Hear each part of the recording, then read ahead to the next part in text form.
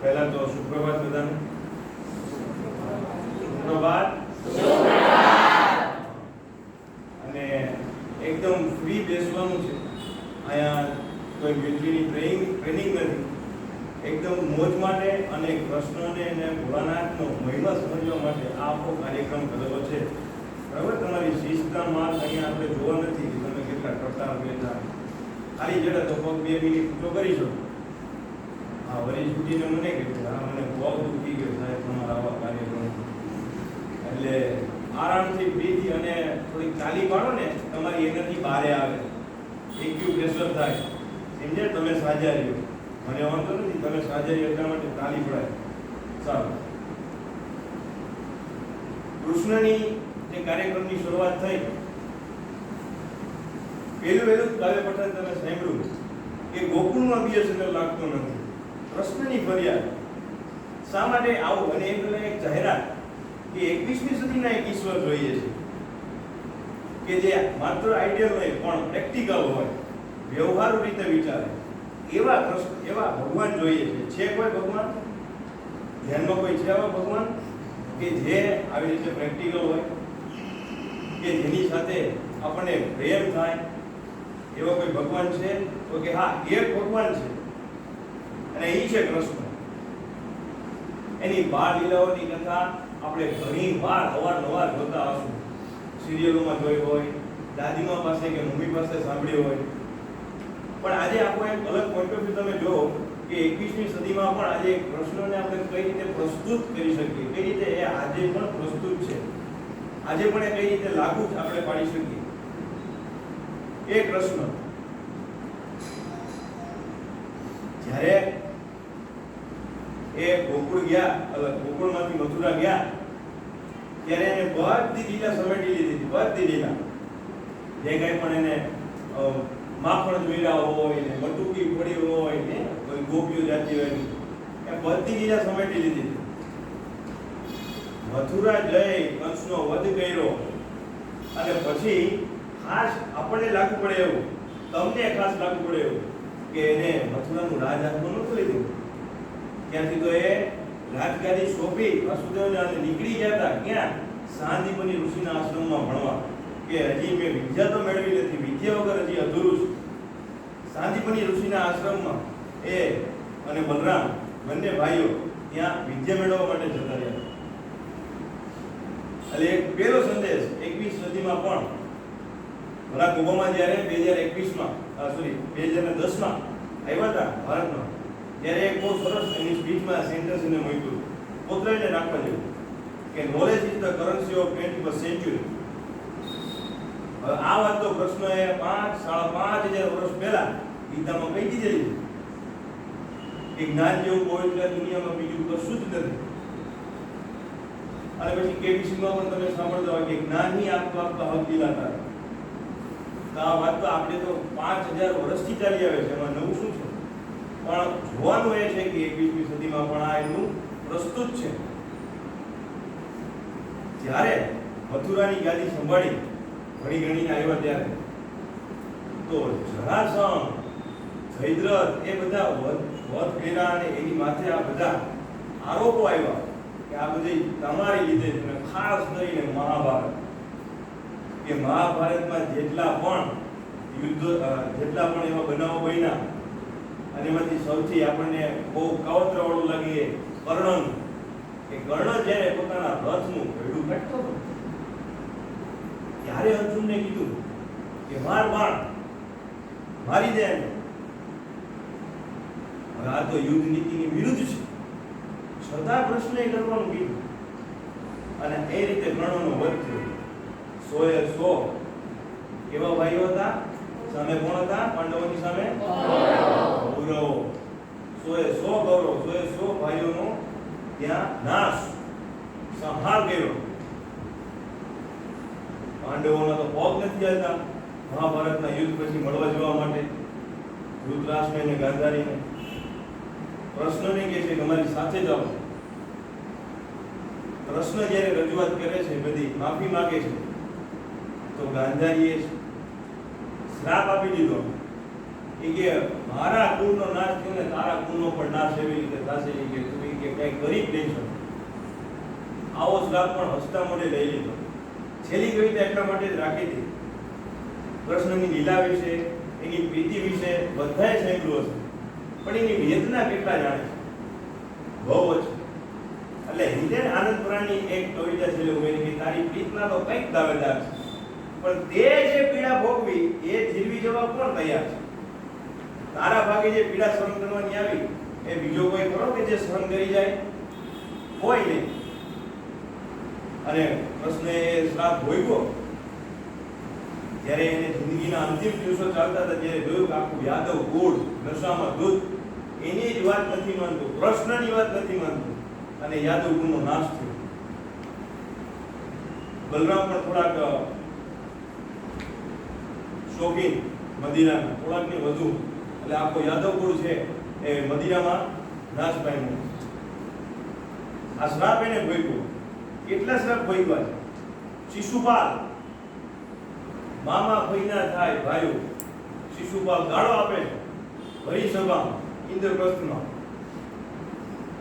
Practically વાત કરે છે કે જો ભાઈ 100 તારી ભૂલ ચલાવીશ, 101મી ભૂલ હશે એટલે સીધો ગયો છો. શિશુપાલ છતાં બોલવાનું ચાલુ રાખે છે. જેવી એની 100 ભૂલ થાય, સુદર્શન કાઢે છે અને ત્યાં ને ત્યાંનો સંહાર કરે છે. તો વળી સગાનું પણ સાંભળવું પડે કે તારા ભાઈનું તને વધ કરવાનો જીવ કેમ આવ્યો? કેટલું સાંભળવાનું આવ્યું છે? એ કૃષ્ણ ખાલી વીરની વેદના ગોપીઓ નથી વેઠી, કૃષ્ણે પણ વેઠી. એટલે તો આ છેલ્લે આપણે કીર્તન રાખ્યું. હવે કીર્તનની વાત નીકળી તો એક વસ્તુ તમને ચોખવટ કરી દઉં કે કીર્તન, ભજન, ધૂન આ તમે સાંભળ્યું હશે. કેને કહેવાય કીર્તન અને ભજન? જ્યારે કોઈને પણ કન્ફ્યુઝન થાય ને તો સહેલી ભાષામાં હું કહી દઉં કે કૃષ્ણના ગીતો છે ને એક કીર્તન કહી દો, ભોળાનાથના જેટલા પણ ગીતો છે એને તમે ભજન કહી દો. બહુ સહેલી રીત, કાંઈ તમારે એમાં ઊંડું ઉતરવાની જરૂર નથી. કીર્તન તમે છે નંદ બાવાને માતા જશોદાજી સાંભળે. અને અત્યારે 21મી સદીમાં ઘણા બધા તમે જોતા છો યુવાનો સિક્સ પેક એપ્સ બનાવે, જીમમાં જાય છે, એને બહુ શોખીન હોય ને, તો એ પ્રકારનું આપણી પાસે યંગ શું બીજા એવા કયા ભગવાન છે કે જે યુવા અવસ્થામાં પૂજાય, પછી પ્રૌઢ અવસ્થામાં પૂજાય, અને એ તો ઠીક બાલ્ય અવસ્થામાં પૂજાય, બાલ ગોપાલની પણ પૂજા થાય. આવા બીજા કયા ભગવાન હશે કે જેનું બાળ સ્વરૂપથી લઈને પ્રૌઢતા સુધીનું સ્વરૂપ પૂજાતું હોય? The one and only Krishna. આવા ભગવાન જોઈએ છે જ આપણી પાસે. પરંતુ ગ્લોબલાઇઝ આપણે કરવાનું કે અમારી પાસે છે આવા ભગવાન, કૃષ્ણમય થવાનું છે. કૃષ્ણ તારી પ્રીતના તો કંઈક દાવેદાર છે, અને તારી વેદનાને જીવી જવા કોઈ તૈયાર છે? સામે પક્ષે ગોપીઓને પણ એટલી જ વેદના હતી ત્યારે ગોકુળ છોડીને ગયા. પાછળ ઘેલી થઈને જાતી શું ઘેલું લગાડ્યો છે ગોકુળવાસીઓને બધાને કે કૃષ્ણ ગયા પછી કોઈને ફોલવતું જ નથી. આવું કામ સ્મશાન જેવું લાગે છે ગોકુળમાં. અને કૃષ્ણ જ્યારે પાછા મોકલે છે ઓદાજીને, જાઓ ને એક મારો સંદેશો લેતા આવો ને. તો ઓદાજી જ્યારે ગામમાં જાય છે તો ગોપીઓ કહે છે, હે ઓદાજી, આયા નજીક આવ્યો છો તો અમારી વેદનાની અગ્નિ એટલી છે કે તું એમાં બળીને ભસ્મ થઈ જઈશ. એટલે કૃષ્ણની હવે એક વાત કરવા પણ અહીંયા આવતો નહીં, એટલી વેદના છે અમારી, અને એ વેદનાની અગ્નિમાં તું બળીને ભસ્મ થઈ જઈશ. એટલે આવ્યો છો એવો પાછો વયો છે. આટલા હદ સુધીની વેદના. જરાસંઘે મથુરા ઉપર અવારનવાર આક્રમણો કર્યા. મથુરાવાસીઓએ પહેલી વાર સાથ દીધો કૃષ્ણનો, બીજી વાર સાથ જબરજસ્ત વિજય થયો. પણ પછી ત્યાંના એક યાદવના વડીલે કીધું કે કૃષ્ણ જે યુદ્ધ થઈ ગઈ તો તારી અને બદલો લેવા થાય છે. જરાસંઘ તારી અને બદલો લે છે, અમારી અને કઈ લેવા દેવો નથી. તું વયો જાય ને ભાઈ મથુરા મૂકીને. જે ગોકુળવાસીઓ કૃષ્ણ પાછળ ખૂબ ગાંડા જાણતા હતા કે આ આવવાનો જ છે અહીંયા મટકી ચોરવા, માખણ ચોરવા, મટકી ફોડવા. તો પણ મટકી નીચે રાખે, એમાં માખણ રાખે. આ કૃષ્ણ પ્રેમ. અને મથુરાવાસીઓ કહી દીધું તું હોય છે ભાઈ, તાર લીધે યુદ્ધ વેઠવું પડે, પણ કેટલી હાનિ થાય છે. ત્યાંથી કૃષ્ણ નીકળી જાય છે. અને દસમ સ્કંદ નામના ગ્રંથમાં પ્રેમાનંદ લખે છે કે જ્યારે બહુ ગોકુળ સાંભળે છે તો પણ એના ડગ પણ આગળ નથી વધતા કે ગોકુળમાં હું કઈ રીતે જાઉં.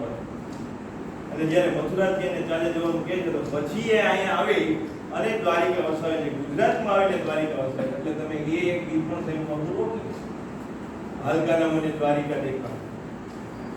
હવે દ્વારિકા બાબતે તમારે એક વસ્તુ જાણવી જોઈએ. જગત મંદિર છે નંબર 1. નંબર 2, 4 ધામમાં આવતું મંદિર છે. 4 ધામમાંનું એક ધામ જે પશ્ચિમ બાજુનું ધામ છે એ જગત મંદિર એટલે દ્વારિકા મંદિર. અને એ મંદિર એ આખી નગરી હતી પેલા. સોનાની દ્વારકા તમે સાંભળ્યું છે ગીતમાં, સોનાની દ્વારકામાં દીવા પડે, સોનાના હિંડોળે દ્વારકામાં દીવા પડે. સાંભળ્યું છે ને? આના વગર ટીટોળો તો તમે કલ્પના જ ન કરી શકો ગરબામાં. અને પેલા વાગે કે નહીં ગરબા વાગતા જ્યારે લેતા હોય 4 સ્ટેપ કે 6 સ્ટેપ, હવે તો પ્રકાર નીકળ્યા પોપટીઓ. આવી જાય પોપટીઓ, પછી આ ભેંસમાં મોડું એટલે એ ગરબામાં જ્યારે ટીટોળો રાસ જાય છે, મથુરામાં વાગી મોરલી પેલા વગડે. આ ગીત તો અવારનવાર સાંભળ્યો છે, પણ આ જેટલા કાવ્યો, જેટલા ગીતો તમારી સામે રજૂ થાય છે એના અર્થમાં ઊંડા પડો તો તમને ખૂબ મજા પડે એવી વાત છે. મથુરામાં વાગી મોરલી કેવા શું માગે? તમે જો કૃષ્ણને પહેલેથી ઓમ ફેસિલિટી મળી નથી, બધી એને ઊભી કરી છે જાતે. સોનાની નગરી એણે ઊભી કરી. બીપીએલ નથી એ કે પિતાજીએ આપ્યું અને લઈ લીધું, એના પૈસે લીલાલેર નથી. જાતે ઊભું કર્યું છે. પહેલેથી તમે જો એક પણ જાતની સ્પેશિયલ ફેસિલિટી નથી મળી. જેલમાં તો જન્મ થયો.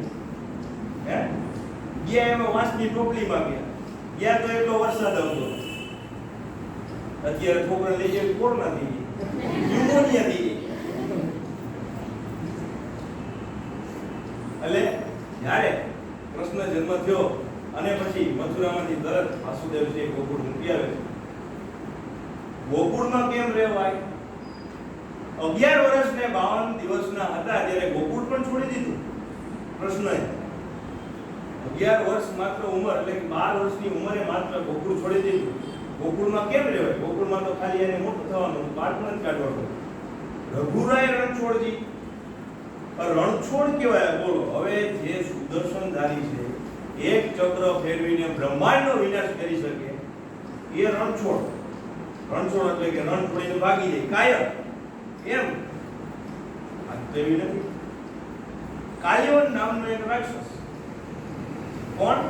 કાલ્યવન. એને દેવતાઓનું વરદાન કે અસ્ત્ર શસ્ત્રથી ક્યાંય ન મળે.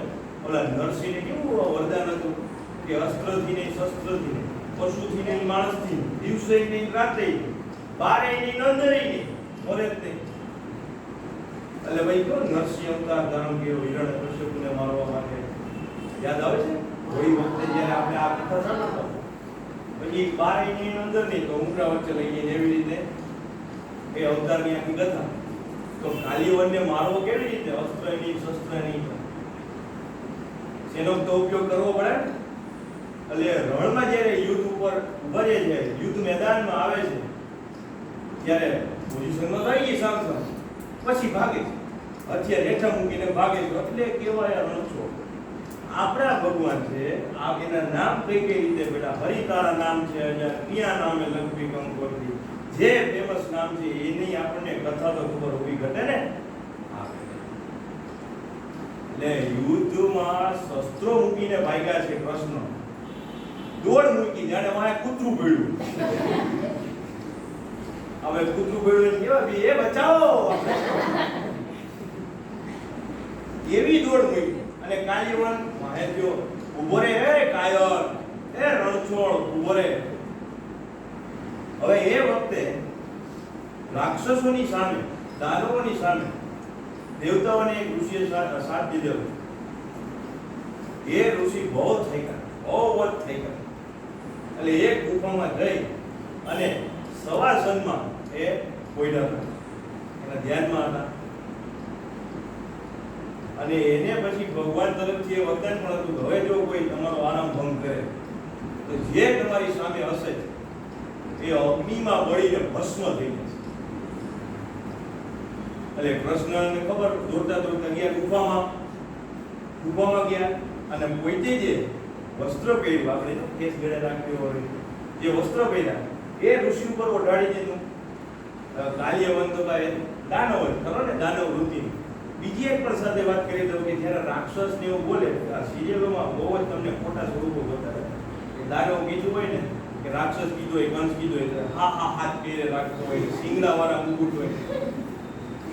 શરીર તો માણસનું, એની વૃત્તિ એવી હતી, એની વૃત્તિ દાનવો વાળી હતી. એક ખૂબ મગજમાં ખોટું પાછું નાખી દીધું. એટલે ભણેલા ગણેલા શાસ્ત્રો જાણનારા તમારા જેવા નવા યુવાનો આ સાચી રીતે અને 21મી સદીની નવી દ્રષ્ટિથી સમજે એ ખાસ મહત્વની વાત છે. એટલે જે વસ્ત્ર ઓઢાડી દીધું ઋષિ ઉપર, આ તો દાનવ વૃત્તિનો ભાઈ આવ્યો દોડતો દોડતો કે આ ગુફામાં ગયો છે, ઓય કૃષ્ણ મારો આય, આ હું તો ઊભો થાય એક પાટમાં, એ ઊભો થા તને કીધું પાટું મેં. ઋષિ ત્યાં ઊભા અને આંખ ખોલી કે કોણ છે? આંખ ખોલ્યા ભેગો તો બોલો ભસ્મ. આ એની કુટથી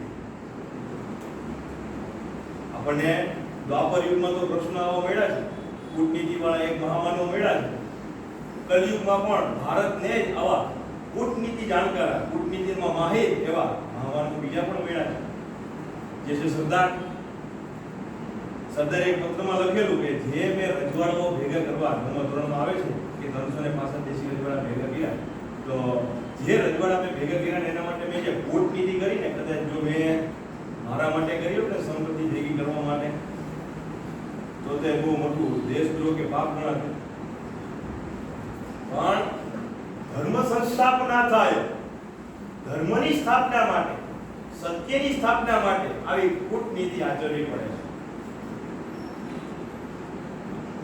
અને પછી કાલ્યવનનો વધ થયો અને ત્યાંથી પછી રણછોડ પણ નામ પડી, ગુરાઈ રણછોડ. પછી દ્વારકામાં આવીને વૈસા છે અને આખી સોનાની દ્વારકા ઊભી કરી છે. તો એ વાત હતી સોનાની દ્વારકા. દ્વારકા કઈ રીતે ઊભી થઈ?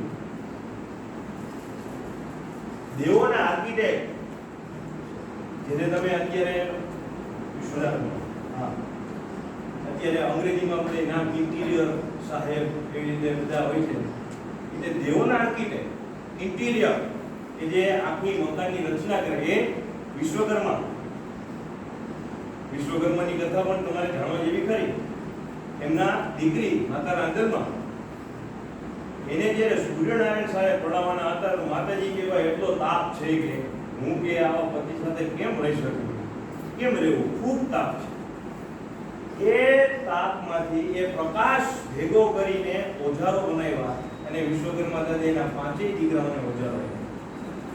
એટલે એના ભાગમાં જે આવ્યું કામ એ ભગવાનના હાથમાં. એ શેનું આવ્યું? તો કે કલા કારીગરીનું, બાંધકામનું, ઇન્ટિરિયરનું, એક્સટિરિયરનું આવું કામ.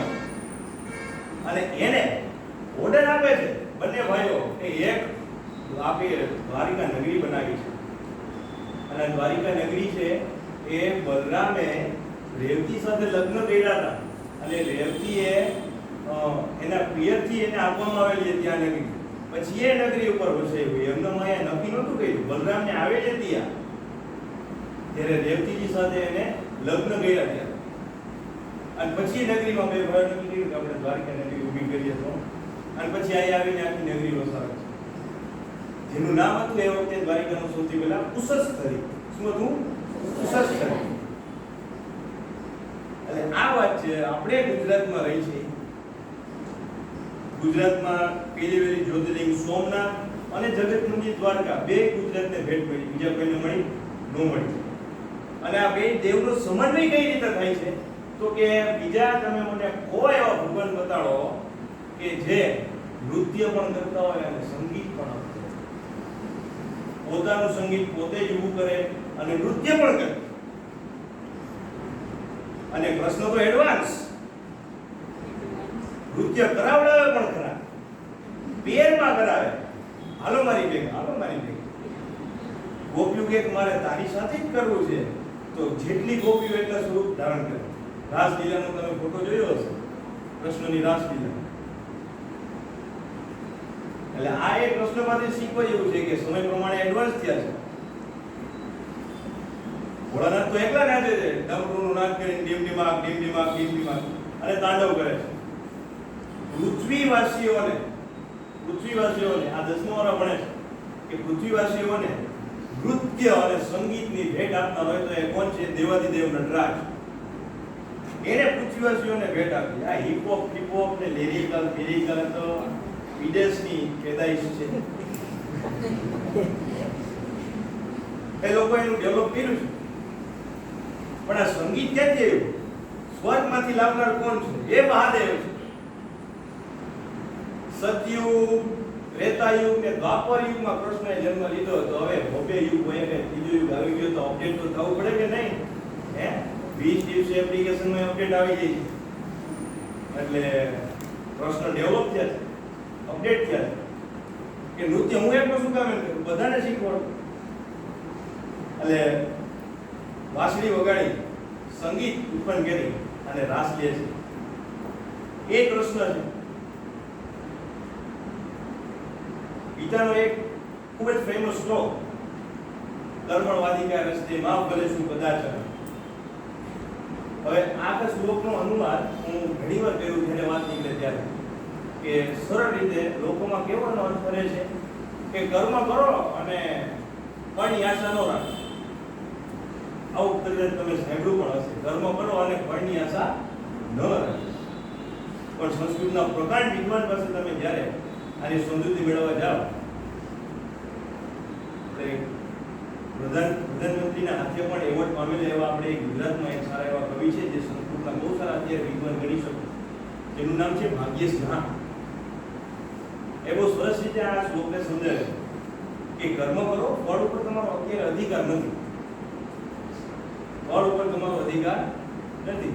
કર્મ કરવું એ તમારું મુખ્ય કામ છે, એ કરી જાઓ.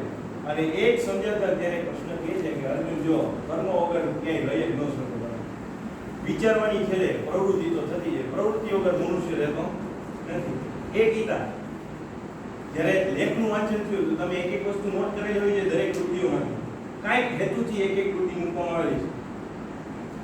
એમાં તરત જ પ્રસ્તાવના પછી ફકરો ચાલુ થતો હતો કે કૃષ્ણ એ દુનિયાના પ્રથમ મોટિવેશનલ સ્પીકર છે. 21મી સદીમાં મોટિવેશનલ સ્પીકરનો રાખો ફાયદો છે. જે થોડા પણ પીએચડી 2-4 કરેલા હોય અને સારું એવું વક્તવ્ય હોય તો મોટિવેશનલ સ્પીકરનો બહુ શોખ ધરાવતો. શોખ ધરાવતો એટલું નહીં કરતા પણ. અને હું કહું કે એનો દાખલો પડ્યો. જેવો એ સેમિનાર કરે, ફ્રીમાં કરે, એમ કે યાદ શક્તિ વધારે લોકો કરે એટલું કરે. પણ આ તો મોટિવેશનલ સ્પીકરની જો તમારે એક આખા યુગ પહેલા ઘટના જોવી હોય તો એ છે કૃષ્ણની. મોટિવેશનલ સ્પીકર અર્જુન કે મારે આની સામે કેમ લડવું? આ મારા દાદા છે, મારા ગુરુ છે, મારા ભાઈઓ છે. ત્યારે કૃષ્ણ એને સમજાવે છે, આખી ગીતા ગાઈને સંભળાવે છે. અને ત્યારે એ મોટિવેશનલ લેક્ચર આપીને ઓલા કે ઊભો થા, કાયરની જેમ બેઠો ન રહે. અને પછી અર્જુન ઊભો થાય છે. પહેલા મોટિવેશનલ સ્પીકર જે પૂર્ણ પુરુષોત્તમ કહેવાય. ભગવાન રામ ત્રેતા યુગમાં થઈ ગયા કે કેવા પુરુષોત્તમ છે, મર્યાદા પુરુષોત્તમ છે. પણ કૃષ્ણને પૂર્ણ પુરુષોત્તમ કહેવાય. કેમ? તો કે એને જિંદગીના બધા સ્વાદ ચાખ્યા છે, બધા. હવે તમે એક બીજી વાત સાંભળી હશે કે કૃષ્ણની કેટલી ગોપીઓ હતી? હાથ ઊંચો કરો છે. એક અમાર નવમાં ફિક્સ છે, બહેનોમાંથી આવે, ભરેમાંથી આવે, બીજા કોઈ હિંમત જ હાથ ન કરે. ચાલો ડાબી બેઠા બેઠા વાંધો 16 કેટલી 16 હજી થોડી 36. ચાલો જય દ્વારકાધીશ બોલો જોઈએ. 16108 16108 ઉપર રાખો. 16000 અને 8 100. હવે 8 છે એની પટરાણીઓ હતી, એ યાદ રાખો. જ્યારે પટરાણી પૂછે ત્યારે 8 અને રાણીઓ પૂછે ત્યારે 16000. આટલી બધી તમને એમ છે આ દેવડી કેવા ભગવાન 16,000 રાણી એ તો 16,000 સાસુ સસરા 16,000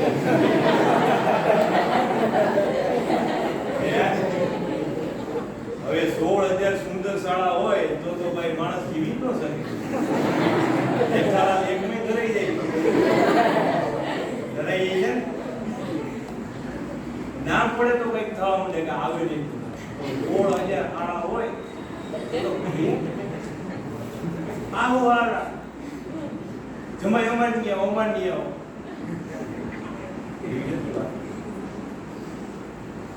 એ વખતે નરકાસુર નામનો રાક્ષસ હતો, દાનવ વૃત્તિનો રાજા. જે કોઈ પણ રાજ્યમાં યુદ્ધ કરે એ યુદ્ધની રાણીઓને રાજાઓની જેટલી રાણીઓ છે બધાને બંદી બનાવીને એના રાજ્યમાં લઈ આવે. આવી રીતે એને જ્યાં પણ યુદ્ધો કર્યા જ્યાં જીતો ત્યાં બધેથી એ રાણીઓને લેતો રહ્યો બંદી બનાવી અને પોતાની રાણી બનાવી દીધી. હવે જ્યારે નરકાસુરનો સંહાર કર્યો તો પછી રાણીઓ કે અમારી ઉપર તો કલંક લાગી ગઈ. હવે જો અમે સમાજમાં બહાર નીકળી તો અમારા ચારિત્ર ઉપર દાગ ઉપડે અથવા તો એના ઉપર પ્રશ્ન સવાલો ઉભા થાય, અમારે જાવું ક્યાં? એટલે બધી અગ્નિમાં હોમાઈ જવા સતી થવા માટે જતી. ત્યારે પ્રશ્ન આગળ આવે છે અને કહે છે કે તમારે બધા સાથે હું લગ્ન કરું, તમે બધી આજથી મારી રાણીઓ છો. આટલું સ્ત્રીઓને માને. એકમાત્ર એવો દેવ હોય કે જે સ્ત્રીઓને સમજી શક્યો, આરપાર જઈ શક્યો, એક હોય ભગવાન હોય તો છે કૃષ્ણ. ના ભગવાને તો મર્યાદા પડી છે, પતિવ્રતા ધર્મ પડ્યો છે. આ તો કૃષ્ણ 16,008 અને દ્વારિકા પોતાના બળે ઊભી ગયેલી. જેમ મેં કીધું એમ એટલે કોઈ રૂકમણીને લવ લેટર લખવાની ઈચ્છા થાય એ પણ જેમ દુનિયાની પહેલી મોટિવેશનલ સ્પીચ એવી રીતે દુનિયાનો પહેલો લવ લેટર રૂકમણી લખે છે કે મને જઈ જાઓ, મારે આ શિશુપાલ સાથે લગ્ન નથી કરવું, મને પરાણે પરણાવે છે. પછી કૃષ્ણ રૂકમણીનું હરણ કરવા જાય છે અને પોતાની પત્રાણીનું એને પદ આપે છે.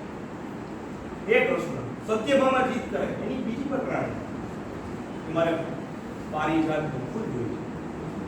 પારિજાત છે એ ક્યાં ઉભી? સ્વર્ગમાં હતું, સ્વર્ગમાંથી લઈ આવ્યો. એટલે 21મી સદીમાં પણ કે છે કે ભાઈ તમારે રિલેશનને સાચવી રાખવો હોય, મિત્રો હોય, મમ્મી પપ્પા સાથે, તો એક હ્યુમન સાયકોલોજી છે, હ્યુમન લાઈક સરપ્રાઇઝીસ. સરપ્રાઈઝ આપે, ઓ વાવ મારું થઈ ગયું, સરપ્રાઈઝ મેળી, મજા આવી જાય. તો સરપ્રાઈઝ આપીને ભેટ આપીને રાજી કરો, એ છે કૃષ્ણ. 16 વર્ષે ભણવા વાળા ગયા એ ખાસ તમને લાગુ પડે એવા બીજી વાત કરો તો આ આપણી પાસે દેવ શ્રી કૃષ્ણ કે જે રાસલીલા કરે છે, જેનું વ્યક્તિત્વ મેઘધનુષી છે. એક રંગી નથી, મેઘધનુષી છે. હજાર નામો છે એ કૃષ્ણની વાત. અને એને જાણવાનું હવે તમે રાધા, તમે જેટલું પણ કાવ્ય પઠન સાંભળ્યું, જે કંઈ પણ સાંભળ્યું, રાધાનું નામ તમે સાંભળ્યું કે નહીં? કાવ્ય સાંભળ્યું, રાધાનું નામ સાંભળ્યું છે કે નહીં? રાધા કાને પડ્યું છે, છેલ્લે બેઠા છે એને પણ કે રાધા કૃષ્ણ એવું કંઈ કાવ્યમાં આવ્યું, કંઈ કાવ્ય પઠન થયું, કીર્તન, ભજન, ગીત જે કંઈ પણ ગાવામાં આવ્યું, રાધા નામ આવ્યું. પણ તમને જાણીને આશ્ચર્ય થાય કે કૃષ્ણને જાણવાના 4 અધિકૃત ઓથેન્ટિકેશન વાળા ગ્રંથો હરિવંશ છે, ગીતાજી છે, ભાગવત છે, વિષ્ણુ પુરાણ. 4માંથી એક કોઈમાં રાધાનો ઉલ્લેખ છે જ નહીં કે એ વખતે રાધા જેવું કોઈ પાત્ર હતું પણ. તો રાધાજીનું પાત્ર આવ્યું નથી. અને તમે જુઓ કે 16,008 રાણીઓ છતાંય કોઈ રાણીના નામ જાણે ન જાણે, રાધા કૃષ્ણનું નામ જાણતા હશે, ભારતની વારે પણ જાણતા હશે. ક્યાં દેશના છે મને ખબર નથી, પણ કૃષ્ણદાસ નામના બહુ સારા ગાયક છે જે આ બધા ભોળાનાથના ભજન અને કૃષ્ણના કીર્તન ગાય છે. એટલે વિદેશમાં પણ ખાસ કરીને ઈશ્વર મંદિર છે એ બહુ ફેલાવો કરે છે આ કૃષ્ણ પરંપરાનો. તો વિદેશમાં પણ કૃષ્ણને ઓળખે છે અને એમાં સાથે તો રાધા જ નામ જોડાયેલું. તો આ પાત્ર આવ્યું ક્યાંથી? તો જેટલા પણ તમે કૃષ્ણને જોડાયેલા ગ્રંથો લઈ લો સાહિત્યના, એમાં બ્રહ્મવૈવર્ત્ય નામના એક ગ્રંથમાં રાધાનો ઉલ્લેખ મળી આવે છે. બ્રહ્મવૈવર્ત્ય નામના પુરાણ. ત્યાંથી રાધાની શરૂઆત થઈ. અને જે તો બહુ આમ નવી વાત કહી શકાય કે કારણ કે કૃષ્ણ તો 5,500 વર્ષ થયા. બ્રહ્મવૈવર્ત્ય પુરાણ તો એ ઘણા વર્ષ પછી છતાં તમે જુઓ રાધા રાધા ને રાધા છે કે નહીં છે. આ પ્રશ્ન સાથે જોડાયેલી વાત છે. અત્યાર સુધી આપણા મગજમાં એવું હોય કે રાધાજી તો એ વખતે હશે પણ એ કોઈ ગ્રંથમાં છે નહીં. આ પ્રશ્નની વાત છે. સાથે બીજું જે મારે તમને બીજા વિભાગમાં વાત કરવી છે એ છે શ્રી મહિમાની. કારણ કે કૃષ્ણ વિશે તો જેટલું બોલીએ એટલું ઓછું પડે છે. કેટલા ગ્રંથો લખાયા છે, કેટલા કાવ્યો છે, કેટલા પુસ્તકો લખાયા છે, અઢળક વસ્તુ લખેલી. કૃષ્ણને જો આપણે કાઢી લઈએ, બહાર કરી લઈએ તો સાહિત્ય કેટલું નીકળી જાય. મોટા ભાગનું નીકળી જાય, કંઈ વધે જ નહીં એવું કાંઈ નોંધ એવું લાગે. જો કૃષ્ણને કાઢી લેવામાં આવે તો એ પાત્ર એક નીકળી જાય. યુગે વર્ષે વર્ષે હું તેમ કહું છું, વર્ષે વર્ષે એક કૃષ્ણ ઉપર કાંક આવ્યો અને અથવા તો પુસ્તક કૃતિ મળતી આવી. એક કાવ્ય તો રચાઈ ગયું વર્ષે કૃષ્ણ ઉપર. એટલું સાહિત્ય ઉભું થયું. અને જો સંગીતની વાત કરીએ તો એટલા કીર્તન છે કૃષ્ણ. આ પ્રશ્ન છે આપણી પાસે. આ નવા પ્રશ્નો સાથે પરિચય લેવાનો અને જે પેલું BSNL વાળું કાવ્ય મૂક્યું શા માટે મૂક્યું તો કે કૃષ્ણ વેરી પ્રેક્ટિકલ મેન. બહુ પ્રેક્ટિકલ જે મેં કીધું સમય સાથે ચાલવાવાળા. તો કદાચ 21મી સદીમાં જો એ જ કૃષ્ણ હોત, એ જ ગોકુળ હોત, એ જ ગોવાળિયા હોત અને આ ટેકનોલોજીનો ઉપયોગ કરતા હોત તો કદાચ દ્રશ્ય એવું થઈ શકે કે રાધાજી છે એ રિસાઈ ગયા. શું કામ રિસાઈ ગયા? કે ગોકુળવાસીઓ બધા રિસાઈ ગયા. શું કામ રિસાઈ ગયા? આ વાત જતું રહેવાનું. કૃષ્ણને બહુ મોટી ફરિયાદ કરે છે. બે પંક્તિ છે પણ આમ જ્યારે પહેલી વાર સાંભળી ત્યારે મને આરપાર નીકળી ગઈ. રાધાજીને તો ગુસ્સો છે પ્રશ્નો પ્રત્યે કે કેવા થઈ ગયા કે અત્યારે દ્વારકાની સોનાની નગરી બનાવી અત્યારે ત્યાં આરામથી બેસે છે. દ્વારકા સોનાની નગરીમાં લીલા લેપ કરે છે. મારી તો યાદ નથી આવતી. એટલે રાધાજી કાગડાને કહે છે કાળજુ કાઢી ભોય ધરું, કાળજુ કાઢી ભોય ધરું, લઈ કાગડા ઉડી જા, ઓલા માધવ બેઠા મેળીએ ઈ ભાડે એમ ખા. કાળજુ કાઢી ભોય ધરું, લઈ કાગડા ઉડી જા, માધવ બેઠા મેળીએ ઈ ભાડે એમ. જોઈ એવી રીતે મારું કાળજુ મેળી સામે કાઢી કે આ તમારી પ્રિય તમારું કાળજુ આવી ફરી. અને પછી એને પીડા થાય એ મારો બદલો છે. આવી ફરી. એટલે 21મી સદીમાં જો કદાચ રાધા કૃષ્ણનું દ્રશ્ય સર્જાયું હોય તો આવું સત્ય. તો મારું કહેવાનું એ છે કે કૃષ્ણના જીવન પ્રસંગો છે, ખાસ કરીને ગીતાજી બહુ મહત્વનો ગ્રંથ. એને આપણે ધાર્મિક ગ્રંથ બનાવી દીધો છે. ધાર્મિક અને પાછો એવો કે ગુજરી જાય પછી જ્યારે દાડો હોય ત્યારે ભેટમાં આપવાનું નાનું એવું પુસ્તક. એના માટે ગીતાજી નથી. ગીતાજીનો 550 થી પણ વધુ ભાષાઓમાં અનુવાદ થયેલો છે. 550 થી પણ વધુ ભાષાઓમાં. કારણ કે આપણા કરતા બીજાને કદાચ વેલ્યુ વધારે છે કે આમાં ધ વે ઓફ લિવિંગ, કઈ રીતે જીવવું એની વાત કરેલી છે. એટલે જો આપણે વાંચીએ તો અને કેટલા શ્લોક છે? માત્ર 700 શ્લોક. અમારે જે પ્રશ્નએ વર્ણન કરીને બધું સમજાવ્યું છે એને થોડા કાઢી નાખે તો 500-550 જેટલા શ્લોક. છાપાનું એક મોટું કાગળ આવે એમાં સમજી શકો. એમ જ આપણા ગીતાજીમાં આખા વિશ્વનું એને જીવન જીવવાનું જ્ઞાન ઉમેરી દીધું. અને તમે જુઓ મોટિવેશનલ સ્પીકરમાં એક ટીચર બી જેમ સમજાય છે અર્જુનને, તો છેલ્લે એને કેટલું ફ્રીડમ આપે છે. તે છતાં બધું સમજાય છે. પછી શું કહે? હવે તારે કરવું એમ કર. મેં તને કહી દીધું. હવે તારે કરવું એમ કર. તારે ભાણ ઉપાડવું હોય, ધનુષ ઉપાડવું હોય, તારું ગાંડી ઉપાડવું હોય તો ઉપાડ, અન્યથા રવાના. એ કૃષ્ણ. અને કૃષ્ણની અર્જુનની વાત આવે, મહાભારતની વાત આવે તો એનો એક કિસ્સો ખાસ જાણવો જોઈએ કે યુદ્ધ દરમિયાન કૃષ્ણ છે કે પેલા ઉતરતા પછી અર્જુનને કહે ઉતરી ત્યારે યુદ્ધ પૂરું થયું. કૃષ્ણ સારથી હતા ને અર્જુનના, જાણો છો કે નહીં? સારથી હતા કૃષ્ણ અર્જુનના.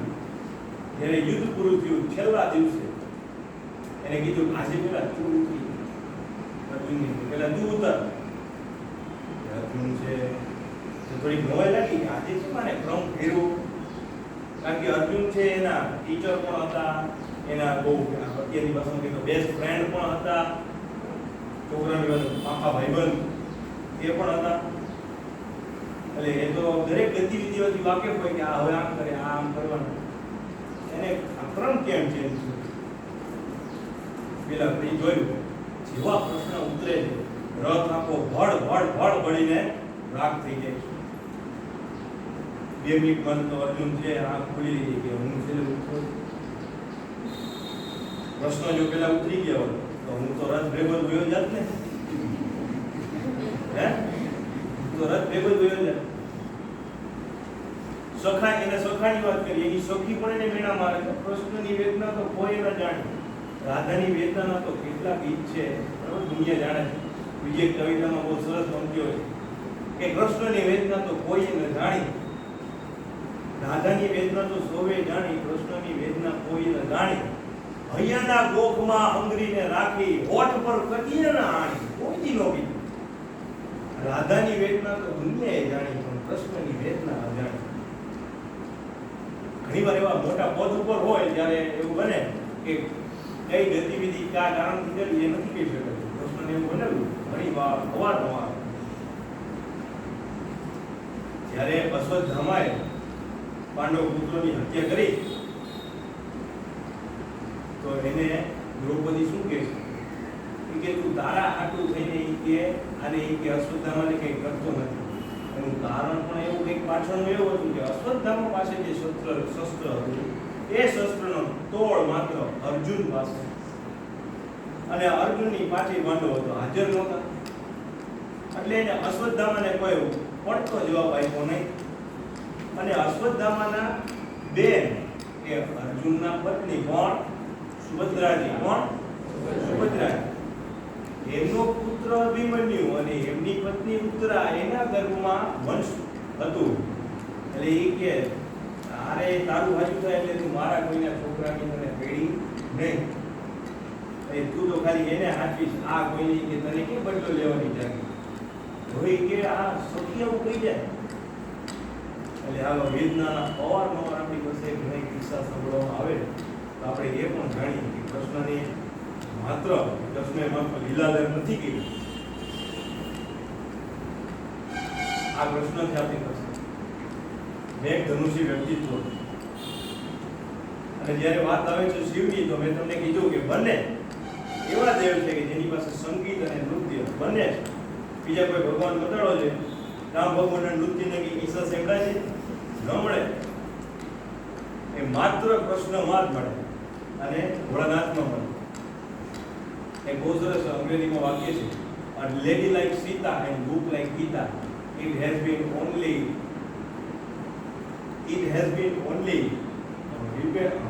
કે માત્ર ને માત્ર ભારતમાં જ બને. આ મારું અંગ્રેજી તો આવું છે, બધા વિદ્યાર્થીઓ જાણે.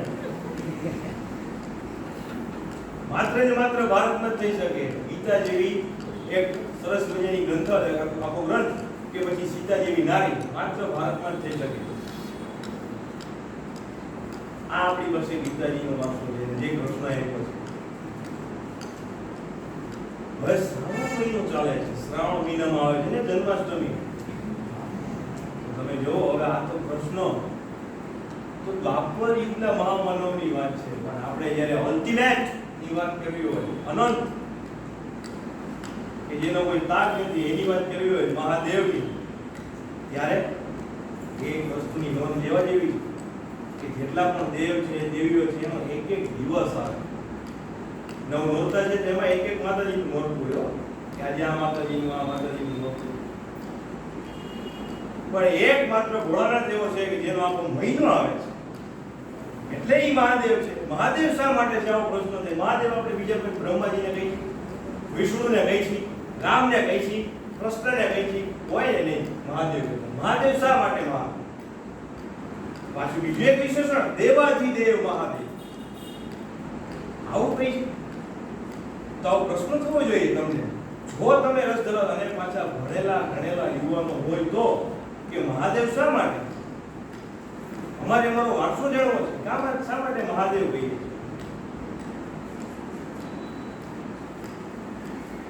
આખો મહિનો જેનો આવે એ મહાદેવ છે. એનું એક કારણ તો કે વિષ્ણુ ત્રિદેવો છે, બ્રહ્મા વિષ્ણુ મહેશ. બ્રહ્મા પૂજાય ને બ્રહ્માજીને આપણે પૂજન અર્ચન શ્લોકમાં બ્રહ્માજીનું નામ આવે પણ બ્રહ્મા પૂજાય એના પરિવારના કોઈ સભ્યો પૂજાતા હોય, એના પત્ની કે દીકરા, એવું આપણે કંઈ જોયું નથી. વિષ્ણુ પૂજાય પણ એના કોઈ દીકરા કે બીજા કોઈ એના સંતાનો પેઢી કોઈનું પૂજન થતું એ આપણને ખબર, મને ખબર નથી, મને નથી. પણ મહાદેવ મહેશ તો કે ભોળાનાથ પૂજાય, એની પત્નીમાં ઉમા પૂજાય, પાર્વતીજી પૂજાય, પતિ પત્ની પૂજાય એટલું નહીં, એના દીકરા પણ પૂજાય, ગણેશજી અને કાર્તિકેયની પણ પૂજા થાય. એની પૂજા થાય એટલું પણ નહીં, એની વહુની પણ પૂજા થાય, રિદ્ધિ અને સિદ્ધિ એની પણ પૂજા થાય. રિદ્ધિ અને સિદ્ધિ દેજો આવું ભાઈ એટલે એનું મીનિંગ શું છે કે અમને સુખ સમૃદ્ધિ દેજો. હે ગણેશજી અમને રિદ્ધિ સિદ્ધિ દેજો એટલે અમને સુખ સમૃદ્ધિ દેજો. ભોળાનાથ પૂજાય, એના પત્ની પૂજાય, એના દીકરા પૂજાય, એની વહુ પૂજાય એટલું નહીં, એના દીકરાય પૂજાય, લાભ અને શુભે પૂજાય એટલું નહીં, એના વાહને પૂજાય. ગણેશજીનું વાહન મૂષક એ પણ પૂજાય, ભોળાનાથનું વાહન કોઠિયો એ પણ પૂજાય, માતાજીનું વાહન સિંહ એ પણ પૂજાય. એટલું જ નહીં, એના ગળાના હરણાને ઘરડા પણ પૂજાય.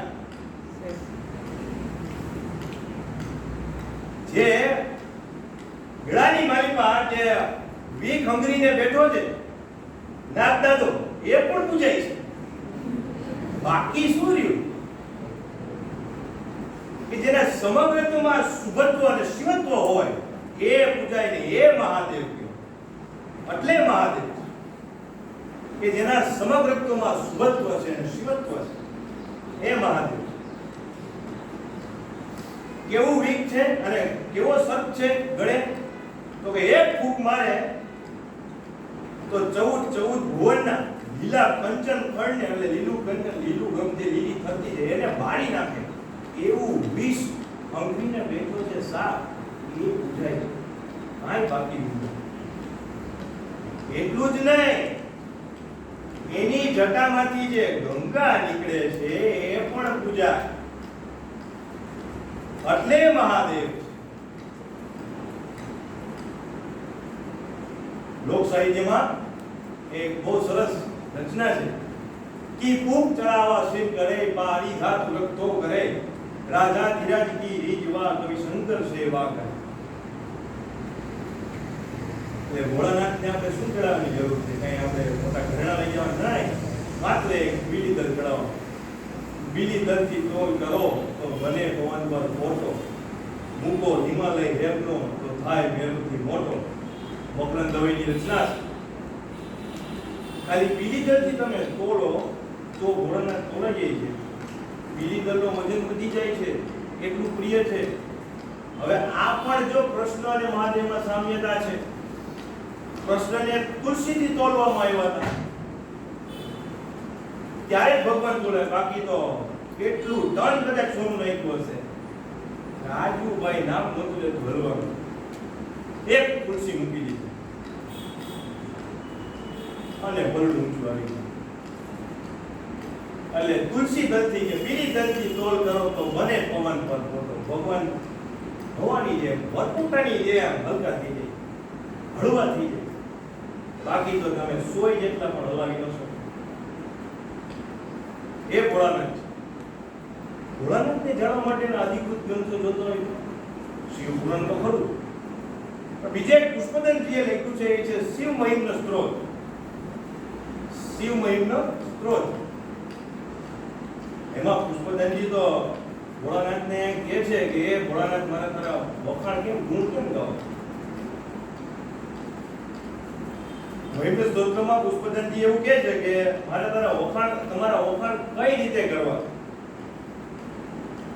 કે જો ખુદમાં શારદા તમારા ગુણ ગાવા બેસે, સાત સાગરની સાય કરી અને મેરુની કલમ કરી ને ખુદમાં શારદા પણ જો ગુણ લખવા બેસે તો તમારા ગુણનો પાર આવે એવું નથી. તો મારે તમારા ગુણ કેમ ગાવા? પણ જ્યાં એક લાગણી છે ને ભગવાન માટે, ત્યારે ગુણ ગાઈ શકાય. અને પછી ગુણ ગાયા છે કવિઓએ, એમાં રાવણ નામ પેલા લેવલે લેવું પડે. રાવણ માટે એમ કહેવાય કે મહાદેવનો કોઈ ભક્ત હોય તો રાવણ જેવો ન ભૂતો ન ભવિષ્યથી એવો મહાદેવનો ભક્ત છે. અને ભોળાનાથ તો પળમાં રીઝવા વાળો દેવ. સોનાની લંકા કોની છે? કોની છે? એમ ભોળાનાથની હતી. અચન કોની છે? રાવણની? ભોળાનાથ રાવણની જ હતી ને. તમે તો રાવણની જોઈ છે. હવે પાર્વતીજી ફરિયાદ કરે છે કે આ શું છે પ્રભુ? કે લક્ષ્મીજીને મળવા હું કહી દઈ તો કે એને તો કેવો મહેલ છે, વિષ્ણુને જબર આલિશાન મહેલ છે, પીળા પીતાંબર પહેર્યા છે, અને તમારે આને આપણે તો કે સ્મશાનમાં રહેવાનું, ભૂતળા. કવિ કાગ દુર્લભયા કાગ લખે છે કે બીજા દેવોની આગળ દૂત ઈ રૂપાળા એ કાયમ રે, બીજા દેવોની આગળ દૂત રૂપાળા એ સગડા રે, પણ ભેડા રાખે ભૂત ઈ તો કૈલાસ વાળો કાગડા. જેને કોઈ નો હાચવે એને ભોળાનાથ હાચવે, ભૂતને કોઈ નો હાચવે, એને ભોળાનાથ હાચવે.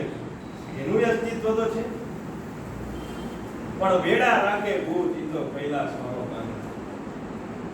કૈલાસ પર્વત ઉપર પાછળ જાય છે, પાર્વતીને કહે છે કંઈક કરો પ્રભુ. એટલે ભોળાનાથ છે સોનાની લંકાનું સર્જન કરે છે. હવે આવડી વિશાળ લંકા, વિરાટ લંકા, સુવર્ણની લંકા. આનું ભૂમિ પૂજન વાસ્તુ આપણે લઈએ ને, આપણે એવું કરતા આમાં તો ભાઈ કેવડો મોટો આપણે મહોત્સવ કરવો પડે. પણ સામે કોઈ એવો જ્ઞાતા તો જોઈ ને કે જે બુદ્ધિશાળી હોય, પ્રકાંડ વિદ્વાન હોય, જે ખરો બ્રાહ્મણ હોય. એવો કોણ છે? એકમાત્ર એવો કે શિવ ભક્ત રાવણ હતો. એટલે પુરોહિતજીને બોલે કે આવો રાવણજી આવો અને અહીંયા પૂજન કરો. ભોળાનાથ યજમાન છે. યજમાન એટલે જેની ઘરે પ્રસંગ હોય તે. આ શબ્દની સમજૂતી રાખવાની. યજમાન જેની ઘરે પ્રસંગ હોય તે. રાવણ પૂજા પૂરી થઈ ગયા પછી યજમાનજી કહે છે કે પુરોહિતજીને કંઈક આપવું તો પડે, એટલે બોલો શું આપું તમને? તો કે પ્રભુ બીજું કઈ નથી જોતું, કે આ લંકા મને આપી દીધું. તથાસ્તુ કહીને પાછા યુદ્ધ કૈલાસ પર્વત ઉપર. પળમાં રીઝવા વાળો દેવ. એટલે તો ભોળોનાથ સમજો કે છે એ ભોળાનાથ છે. રાવણને લંકા આપી દીધી, તારી બસ મજા. અને એને કેવી શિવ ભક્તિ કરી. પલાશભાઈને વિનંતી કરું કે એમની રચના ની આપણે ઝાંકી લેવી છે, તો એ થોડો મને તબલાનો સાથ આપો. રાવણ છે એ એટલો પ્રકાંડ વિદ્વાન છે, અને ભોળાનાથને રીઝવવા માટે એને શિવ તાંડવની રચના કરી છે. એટલો પ્રકાંડ વિદ્વાન સંસ્કૃતમાં રચના કરી. સંસ્કૃતમાં કયા છંદમાં? નારાજ છંદમાં રચના કરી છે. કેવો છંદ છે? નારાજ છંદ છે. અલગ અલગ રાગમાં એને ગાઈ શકાય છે. અત્યારે રેપ કે છે, રેપ સ્પીડમાં પણ ગાઈ શકાય. 2 મિનિટ થોપજો જો કેવી રીતે. જટાટ હવે જલમ પ્રવાહ પ્રવાહ પા વિવસ્તલે તો દયમ રમ પિતા મુજંગ તુંગ માલિકા ટમટ ટમટ ટમટ ટમટ ઇનાદ ટમટ ચકાર ચંડ તાંડવમ તમોત્ન શિવો શિવમ તમોત્ન શિવો શિવમ તમોત્ન શિવો શિવ. તો બહુ સ્પીડમાં ગાવામાં આવે. બીજું સહેલી રીતે પણ છે. જટાટવે જલક પ્રવાહ પાવી વસ્તલે ગલેમલમ જલમ પીતાંબુજ તુંગ માલિકા ડમટ ડમટ ડમટ ડમટ નિનાદ ડાંડ મરવયમ ચકાર ચંદ તાંડવમ તનો ગુણ શિવો શિવમ. રાવણે રચના કરી. તો આપણું ગુજરાતી લોક સાહિત્ય પાછળ કઈ રીતે રહી જાય? જેવી રીતે કૃષ્ણ ભક્તોની કોઈ કમી નથી, એના પણ ઘોડાપુર આવતો હોય છે, શિવ ભક્તોની પણ કમી નથી. આ બંનેના મંદિરો ભરપૂર ભરાયેલા છે સદાને માટે. તો આ શિવ ભક્તના એક બીજા ગુજરાતીમાં આપણે શબ્દો જોઈએ તો દાસીન સંપ્રદાયના કવિ ચારણ કવિ રામકૃષ્ણ, એની લખેલી રચના છે. મળકર સુંગ સમ વિશાળ જટા કોટ ચંદ્ર બાલ ગંજ કી તરંગ માલ વિમલ નીર ગાજે લોચન દે લાલ લાલ ચંદન કી ગોરી બાલ કુમકુમ સિંદૂર ગુલાલ પ્રકૃતિ વરસાજે મુંડન કી કંઠ માલ વિષ હત્ર દે કુસા સ્ફટિક જાત રુદ્ર માલ હરદયા રાજે અને બમ બમ બમ ડમરુ બાજે બમ બમ બમ બમ ડમરુ બાજે નાદ વેદ સ્વર સુનાદ શંકર મહારાજ યાદ તાંડવ નાચે શંકર મહારાજ યાદ તાંડવ નાચે. દાદિલાંગ દિદિગટ દિલાંગ દાદિલાંગ દિદિગટ દિલાંગ પાંચ તુરુ ધુમ દોર વિષ્ણુ કમર બાંધે અરે ડમ ડમ ડમ ડમ રૂપા ડમ ડમ ડમ ડમ ડમ ડમ ડમ અરે ડમ ડમ ડમ ડમ રૂપા નાદ વેદ સંસાર શંકર મહારાજ તાંડવ નાચે ધીર ભોળો મહારાજ યાદ તાંડવ નાચે. આ ગુજરાતી શિવ તાંડવ. શિવ તાંડવમાં તમને બહુ મજા પડી જતી હશે, કારણ કે આ એ દેવ છે કે જેને આપણને ભેટ આપી છે. તો વિચાર કરો કે જે સંગીતની ગંગોત્રી ને નૃત્યની ગંગોત્રી છે, એ ગંગોત્રી કેવી હશે? જે એનો મેઇન પોઈન્ટ છે, એ પોઈન્ટ કેવો હશે?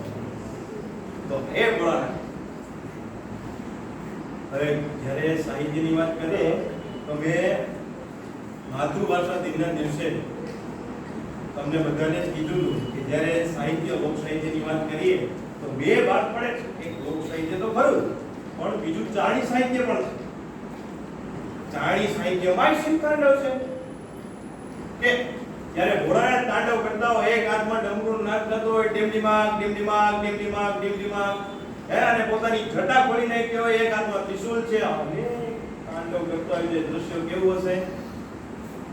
તો એ આપણા પદ્મશ્રી વિજેતા એવા દુલાભાઈ કાગ, જેને આપણે પ્રેમથી કવિ કાગ પણ કહીએ છીએ, એ લખે છે પણ કે ગણ ભૂત ભયંકર ભૂતડના અનંકર તૈનક તે બહુ કે ગણ યમર પાદાય બંકર પાદત જંકર પાંગતે ડમરુ ડડકર પા ડડકર શંકર તે કૈલાસરે પર મે હરમોદ ધરી કો સુપાલન કામ પ્રજાલન નાચ કરે શિવ કામ પ્રજાલન નાચ કરે શિવ કામ પ્રજાલન નાચ કરે. આ પણ શિવ તાંડવ કે જેને આપણને નૃત્યની ભેટ આપે. વિચારો કે આ એક કળા ન હોત, મને મુદ્દા જોઈને થોડું એવું લાગે છે કે આની પહેલા પણ મેં જ્યારે શિવ તાંડવ સંભળાવેલું, પણ એના કરતા અત્યારે વિદ્યાર્થીઓ કોઈ મજા વધારે લીધી હોય, એનું કારણ છે તબલા. તો આ સંગીત જો ન આવ્યું હોત પૃથ્વી ઉપર, જો આ નૃત્ય ન આવ્યું, હજી જો નૃત્ય થતું હોય તો આપણને ડબલ મજા પડે. તો તમારું ને મારું મનોરંજન કઈ રીતે થાય? હે, એ દેવ છે.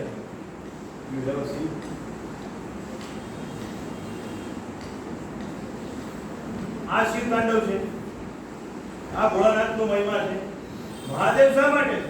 હજી પણ એક કારણ જો જોતું હોય તો, કે દેવો અને દાનવો ભેગા થાય છે અને સમુદ્ર મંથન કરવા માટે ની વિચારણા ચાલે છે.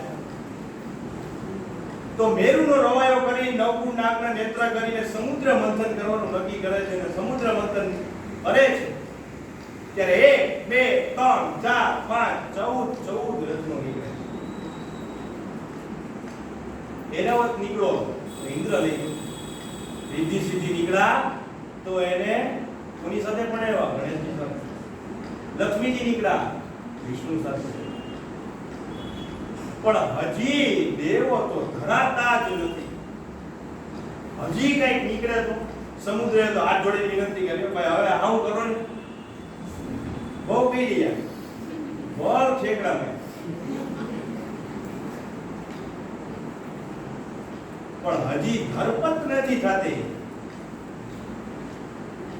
એટલે હજી સમુદ્ર મંથન ચાલુ રાખે છે અને પછી જે 15મું રતન નીકળે છે એ હળાહળ 20 નીકળે છે અને હવે બધાના વૈસદી નથી તો સીધી ભાષામાં કે હવે શું કરવું કે જો હવામાં નાખશું તો જે પક્ષીઓની જીવ સૃષ્ટિ છે એનો નાશ થશે જમીન ઉપર નાખશું તો જે માનવની જીવ સૃષ્ટિ છે એ નાશ થશે જો જળમાં નાખશું તો જળની સૃષ્ટિ છે એનો નાશ થશે નાખવું ક્યાં ને હવે સમુદ્રે તો બહુ વિનંતી કરી કે હવે મારા કોઠાને ચૂકવાનું રહેવા દો હવે કાંઈ નથી જે હતું તમારા ચરણે મેં ધરી દીધું પણ અમૃત પણ આપી દીધું હવે એથી વિશેષ તો શું દઉં તમને અમૃત નીકળ્યું તો એ દાનવું એક લીધું એનો કેસ ગયો તો વિષ્ણુ પાસે વિષ્ણુએ મોહિની અવતાર ધારણ કરી તાધી કરી અને જે અમૃત હતું એ દેવોને પાયું ઓલા બધાને પાણી પાયું માનો બનાવ્યો બનાવવા જ પડે ને સીધી વાત છે નહીતર તો અત્યારે આપણે આવા સ્વરૂપ કરતા હતી એવું લાગે દાનવ વૃત્તિના માણસો એટલે એ દાનવોને તો પાણી આપ્યું દેવોને જ માત્ર અમૃત આપ્યું પણ જ્યારે વિષ નીકળ્યું ત્યારે વિષ્ણુ કે એ મારો કેસ નથી હવે એક જ સમાધિસ્થ ભોળાનાથ બેઠા છે અને એની પાસે જાઓ તો જ આનો નિવડો આવી શકે એવું છે અને ગળગળતી દોટ મૂકી બધાય દેવોએ કે હવે અમને બચાવો અને પછી ભોળાનાથ છે એને સમાધિમાંથી આંખ ખોલી એ તો પાર્વતીજી જોઈ ગયા એ પ્રભુ શું કરો છો કે તમે કે જો વિષ પી જશો અને નહીં તમને કઈ થઈ જશે તો એ કે બધે પાસે સાસુ સસરા હોય તો એ કે એની પાસે એ કે પરિવાર છે તો એ કે જીવન નીકળી શકે કે મારી પાસે સાસુ સસરા નથી સાસુ સસરા તો ઠીક પણ હવે એ ન હોય તો ચાલે પણ તમારી પાસે ઘરે નથી મેલે નથી નાનું એવું ઝૂંપડું હોત તો એવું કઈ ગુજારો કરે આ ઓલા છોકરાઓને લઈને પણ હવે આપણે તો હવે કઈ છે પણ બેસવાનું તમે જો કે આ વિષ પી લેશો તો એ કે મારું શું થશે બાળકોને કેમ સાચવીશ એની હવરાઈ હાય હાય આવી રીતે પાર્વતીને મોઢામાંથી શબ્દો સરી પડે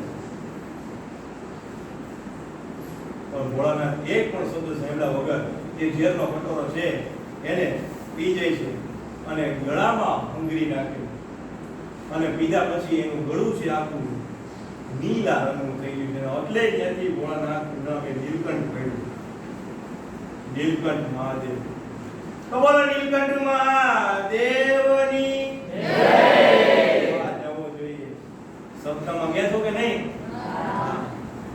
કેટલી વાર 10 મિનિટે જઈએ એટલે નીલકંઠ નામ પડ્યું અને એ નીલકંઠને એક ઝેરને સાચવીને તેમને કીધું એમ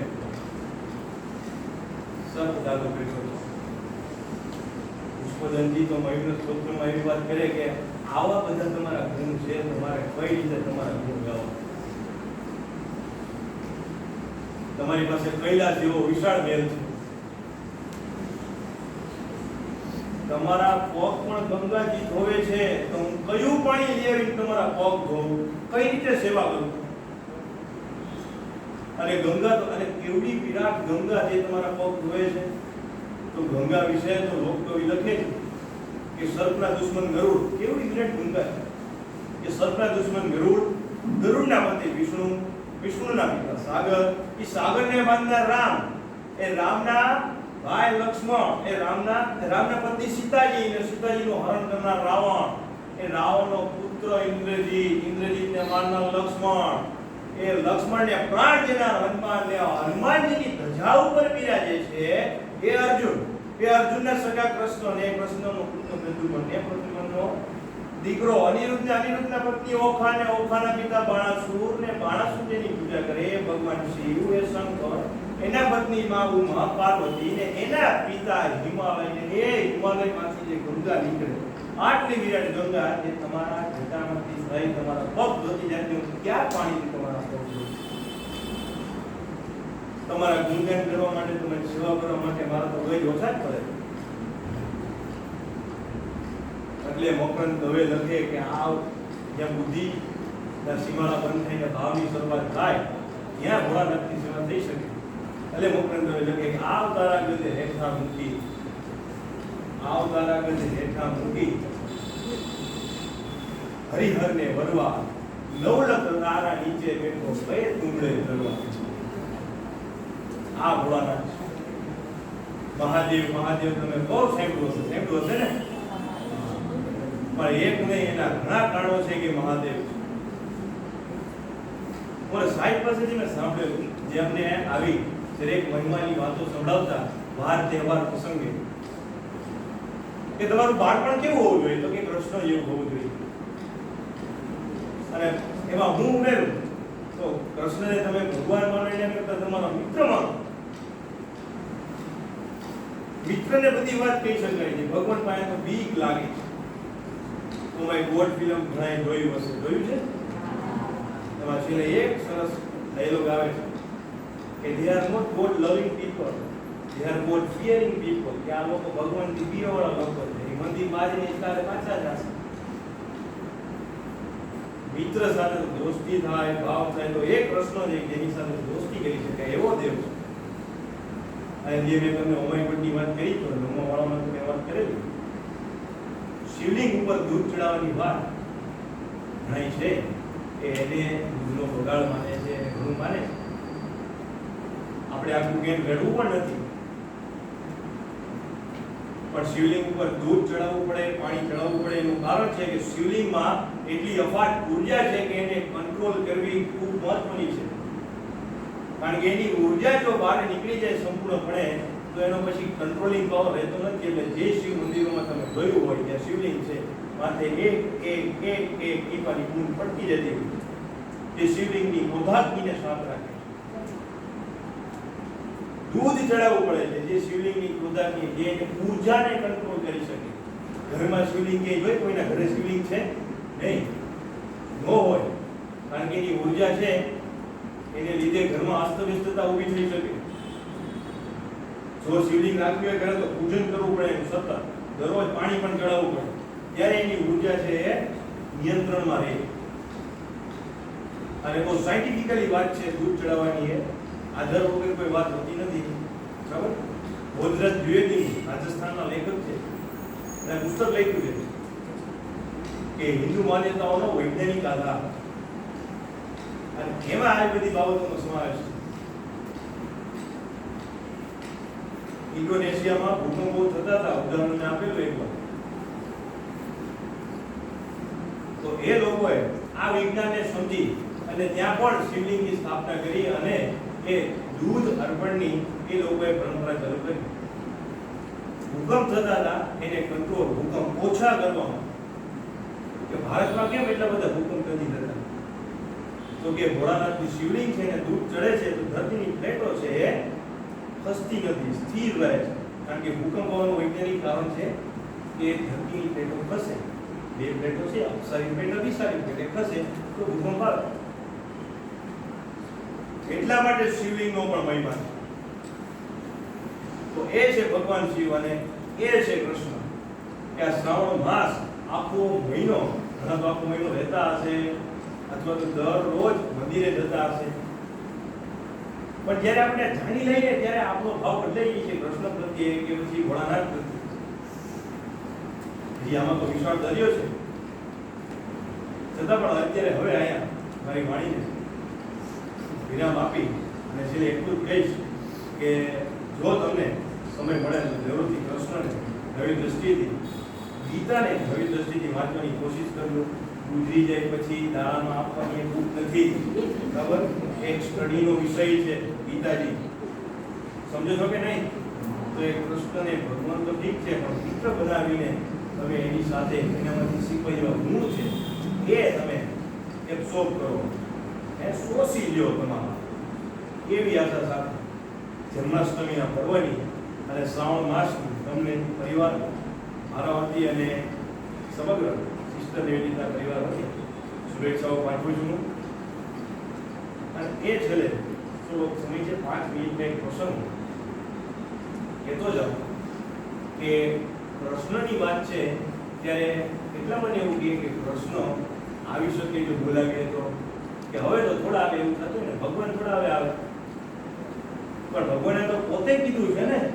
આજે તમે જતા જતા બોર્ડ જોશો, દરરોજ વ્યવસ્થિતપણે બોર્ડ લખાય છે, બરાબર? એક એક બોર્ડને સુધારીને જે ગીતાજીનો શ્લોક લખેલો છે, 4થા અધ્યાયનો 8મો શ્લોક, યદા યદા હિ ધર્મસ્ય ગ્લાનિર્ભવતિ ભારત અભ્યુત્થાનમ અધર્મસ્ય તદાત્માनं સૃજામ્યહં પરિત્રાણાય સાધૂનાં વિનાશાય ચ દુષ્કૃતાં ધર્મ સંસ્થાપનાર્થાય સંભવામિ યુગે યુગે.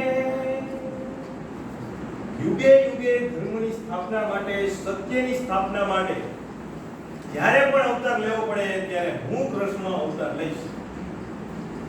અરે એ તો આવશે, બોલો.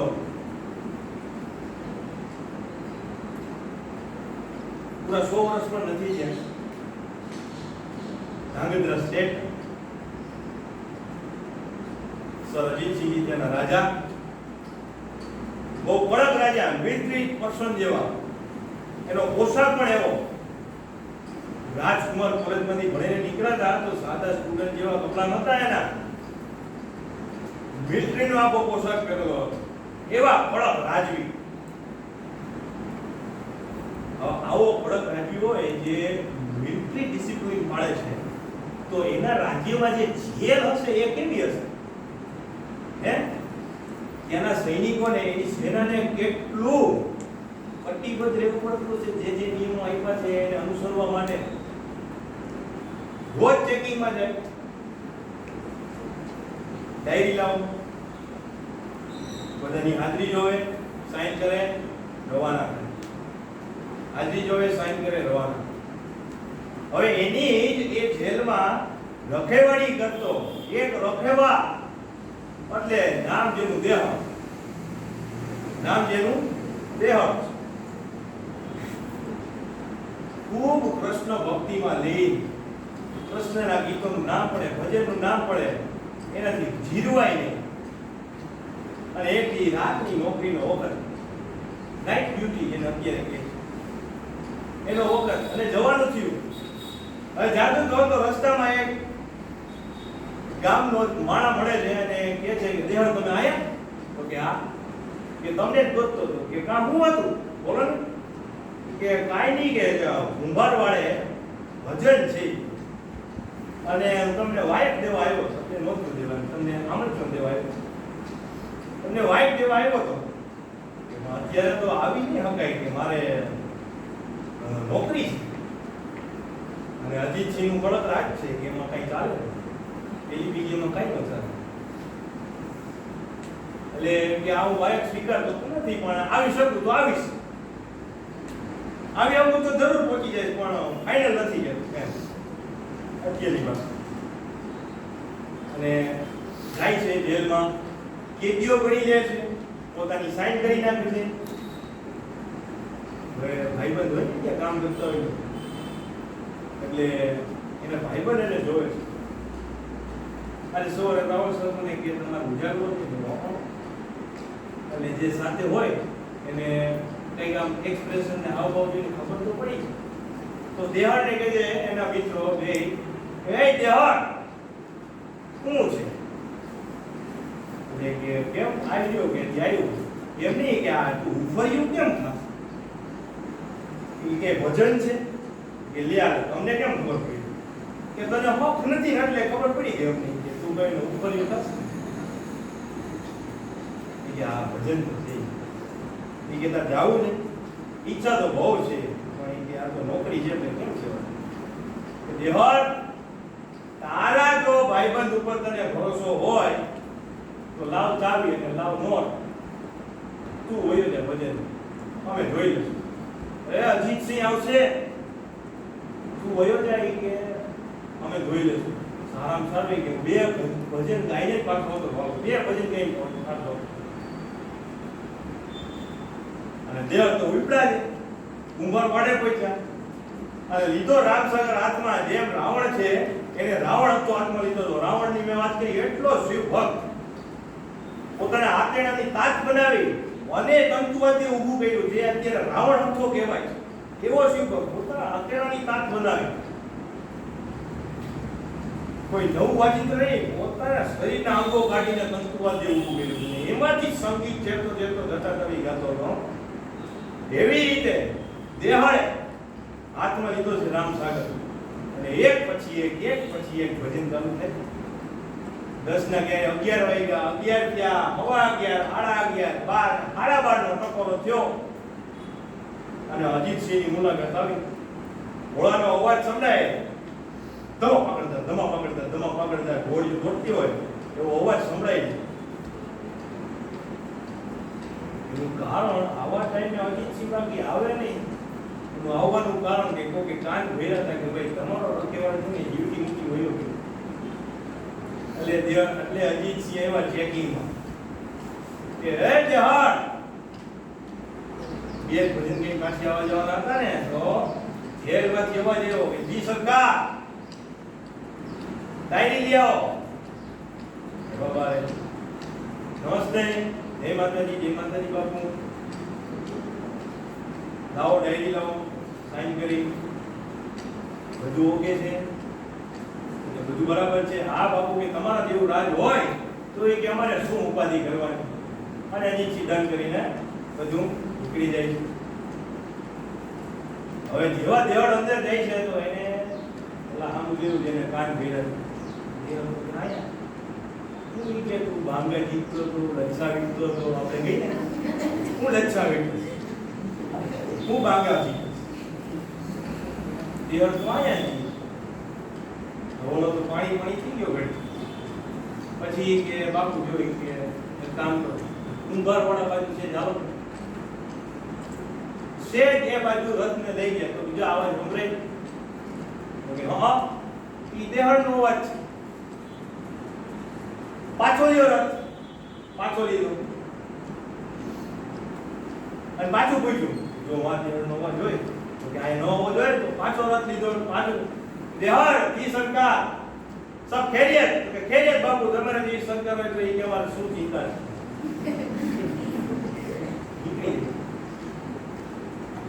તો હવે જેને કાન ભેરા થાય એનો વચ્ચે નેતા પ્રધાનજી હોય કે બાપુ કાંઈ બીજી વાર કુંભાર વડે અંદર નહીં જોવો મારે ત્યાં જે જોવાની જરૂર નથી. જેલ મારી છે, મારે ત્યાં જોવાનું. મારી જેલમાં હાજર છે એટલે વાત પૂરી થઈ ગઈ. જેલમાં વહી જાય છે, સુઈ જાય. ખબર પડી જાય છે ને દેહળ પાછો આવે છે અને દેહળ બોલા ભાઈ મને કે લાવો ચાવી કે લે તું લે આમ શું જોયું ક્યાં કે હું તો હજી આવ્યો હું વાત કરે છે કે ભલામાં તું કે આડી 11 12 આવ્યો અમે તને નોટ ચાવી પાછી આપી દીધી અને કે તું કે હજી આવ્યો શું મસ્કરી કરે આપણે કહીએ અરે કે હું તો હજી આવ્યો આવું છું કે બને જ નહીં કે કાલે અજીતસિંહ તને મળવા આવ્યા, તારી ડાયરી જોઈ, સાઈન કરી, ખેરિયત પૂછી. દેહળ હવે કાંઈ બોલી અમને એમ નથી ને સમજી ગયો કે એમ હા કે હું ક્યાં ઊભો હતો એ મને કીધું ખાલી કાલે રાતે કે જો ઓલા બોગલાજી ત્યાં ઊભો હતો બિયાની ઘડી પડે ને આવવાની દોડ દોડ દોડ દોડ ઘાર ખાવા માંડે રોવા માંડે એને ધૂળ ના એ પગલા આવીને માથે માંડે ચડાવે એટલે ભાઈ પણ કે ગાંડા શું કરે છે ધૂળ ને ઈ કે માથે ચડાવે અરે ઈ કે આ કે હું હતો જ નહીં કે હું તો હજી હાલ્યો આવું છું કે આ મારો બાપ ખૂબ દ્વારિકા દેશ આયા આવ્યો તો કે એને આયા નોકરી કરી છે ઓલા બેની તો છાતી પડે કે એ દેવાળી કે શું વાત છે કે હવે ઈ કે મારે ગર્વથી કહેશું કે અમે દેવાળના ભાઈબંધ છીએ એમ નહીં પણ અમે 2-2 કલાક દ્વારિકાધીશ સારે પણ નોકરી કરેલી છે એના ભેગી અમે નોકરી કરી છે